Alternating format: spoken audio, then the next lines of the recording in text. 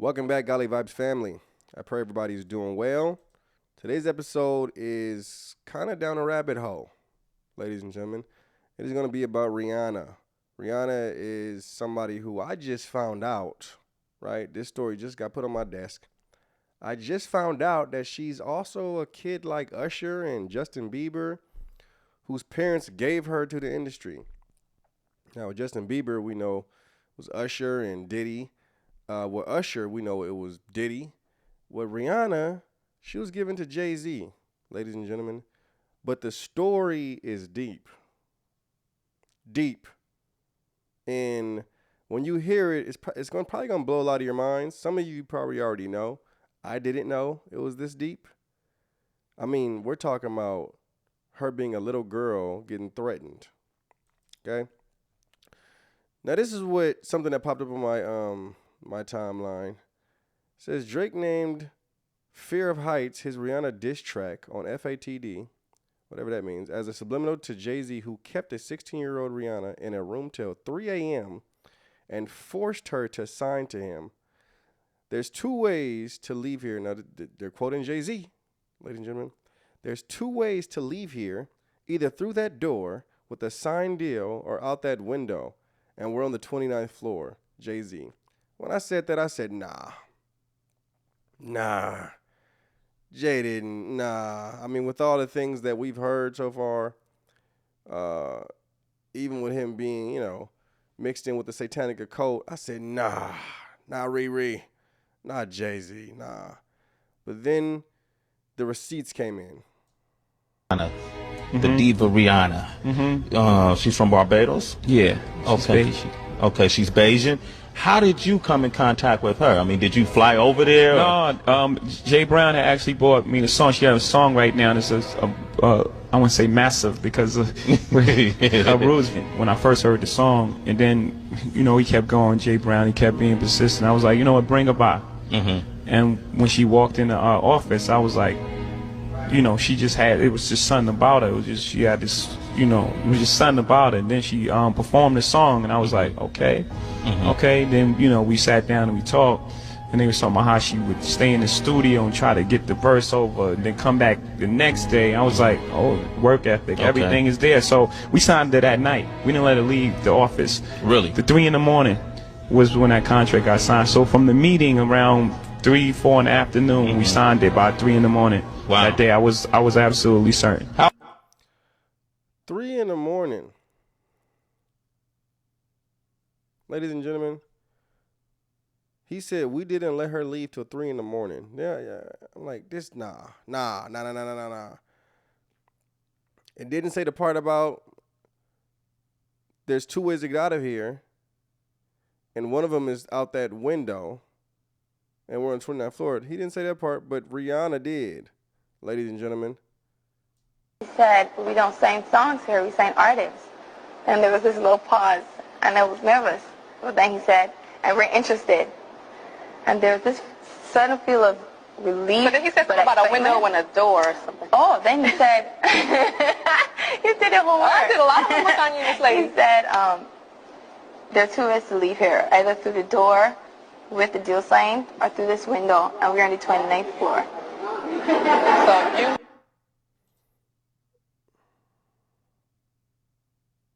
Even Tyra was like, but even so, even with both of those videos, you can also you could think to yourself, well, maybe she wasn't really 16 years old. Man, maybe Jay was just joking with a grown woman. Even joking like that with a grown woman is off. But a child, like, nah, maybe she wasn't 16 years. Yeah. So, but I took the meeting anyway. I said, let me just meet her, and beautiful. When girl. I met her that day, I knew she was a star. Like, just her look, the way she walked into a room, and her confidence, and she performed in my office. And she was what, 17 years old at that She point? was 16. 16, and she has the confidence of it. She's like an old soul in a sense, right? Absolutely. So she walks in your office, and what? She just belts out a tune? Belts out of tune. She performs, and 16, ladies and gentlemen, little Rihanna. Now, did Jay-Z change her entire life? Yes, I'd say so. But at the cost of what? What does it profit a man to gain the whole world and lose his soul? What is it? What does it profit a man to gain the whole world and lose his soul?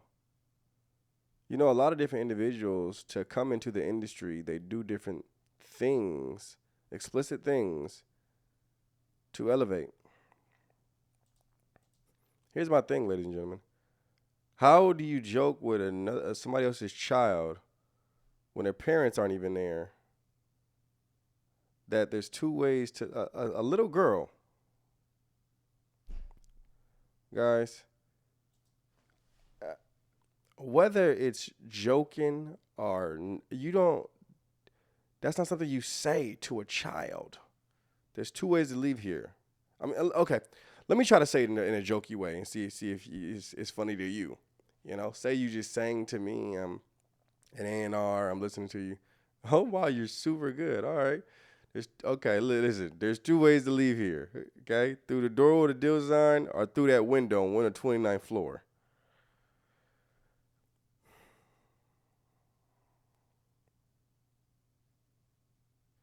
Nah. Then they took her from this to this. They took Barbados Rihanna to Jay-Z's Rihanna. This is Jay-Z's Rihanna, ladies and gentlemen. This very low top 16-year-old. Kind of gives us a better perspective on why he told MIA to get plastic surgery. Who are these people? Who are these people? Interesting perspective that even Jaguar Wright had on the whole situation. When are we finally going to have a real conversation about whether or not Rihanna was trafficked to Def Jam? She was an innocent baby when she came over here. And look She at was her now. 14 going on 15 years old. Flown over without parental supervision in a private plane by a man who was supposed to be a producer who auditioned her at 3 a.m. in the morning in a hotel room. Auditioning at 3 a.m. in the morning, a 14-year-old girl. With no parental consent. With no parental, nobody.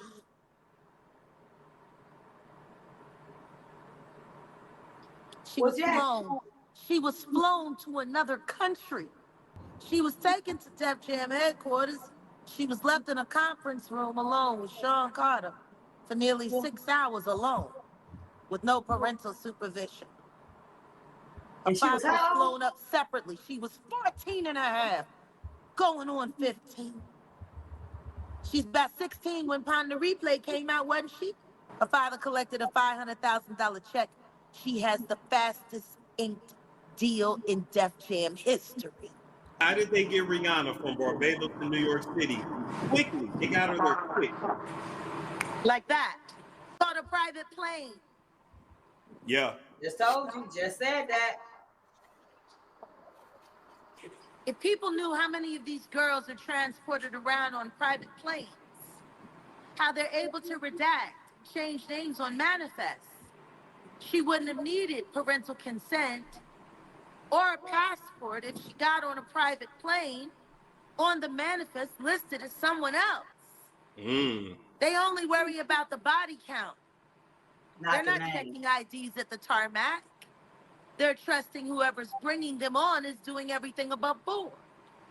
So many girls were transported, models just like that, back and forth between Paris and New York. Wow. If you go back and look at the Victoria's Secrets documentary, they'll talk about some of the young girls that, Epstein had brought over. Those girls were young. 12, 13, 14 models from Paris. Couldn't speak English. They were walked onto a plane, they were given sedatives and champagne and caviar, and they woke up in New York. Why did they want to pass Foxy Brown around? I was just going to say that everybody passed everybody around. Why did they want to pass Tierra Marie around? The only reason Rihanna didn't get passed around was because she belonged to the king. Go back and look at that album cover for Auntie. Why she chose to put a child bride with a crown over her eyes. Blood everywhere. Guys, the whole thing goes very, very deep. What just came to my mind right now was crazy. When I was young, I was in a rap group, me and two of my cousins, right? And we performed at a lot of different record labels.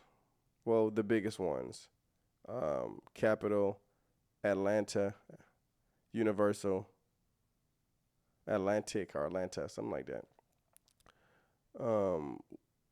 But we also performed at Def Jam, right? We were in New York. We went up the elevator to L.A. Reid's office, and Jay-Z was in there, and we performed for them. It was L.A. Reid at his desk. Jay-Z was sitting on some separate couch with somebody else. There was also a woman in there who I believe was L.A. Reid's assistant, and I guess Jay-Z said, from what I remember after that, we weren't gangsta enough or thuggish enough. I don't know. Something like that. And I just remembered that. But it gave me a connection with MIA when she said that Jay-Z told her to get plastic surgery. It gave me a connection right now when I seen Rihanna like this and then I seen her like this. There's a changing and transformation that happens with these individuals when they come into Hollywood. That's why I've showed you guys different videos of how celebrities looked when they first came in, looking innocent, to how they look now. Very demonic and very transformed into something the enemy wants them to be instead of God. Now, how does that happen? Through people like Jay-Z. Telling them in a subtle way, hey, you should get plastic surgery. Hey, y'all not really acting gangster enough, you know. Try to be a little more gangster. Rihanna, put this little top on. Show more skin. Clearly the man thinks he has control over her. Dad, I know I promised you I'm going to give you my first Grammy, but we might have to fight for this one. She said she want to thank everybody for her first Grammy. Anyway, I'd like to thank Jay-Z for being a part of this record with me. She like to thank Jigga Man for being the greatest in the world. Well, that gave off creep vibes, for sure. Here's my thing, ladies and gentlemen. We're just waiting for one of them to come out and really speak truth. Whether that's Justin Bieber, whether that's Rihanna, one of these young individuals, because they get the ball rolling. A lot of fears there, a lot of gratefulness is there, because at the same time of these individuals doing things to them, they've also changed their lives. So there may be something there that's off, but also they are grateful. So it's like, okay, what do I do? Very, very crazy. Very wild. To hear the whole thing about being thrown out a window, off. And then the whole plane thing with children, how Jaguar Wright connected it with Jeffrey Epstein. It's crazy how much connections are involved. And listen, I've been diving into different things like this, different situations with different people like this for about 3 years now. And it's just interesting to me how it continues to go deeper and deeper and deeper. And now here we are with accusations, with allegations, with lawsuits filed with a lot of these different people. Lights being shown, ladies and gentlemen. Pray for the Lord to shine it more. Hallelujah. I love you guys. Comment, subscribe, turn your notifications on. God bless. Shalom.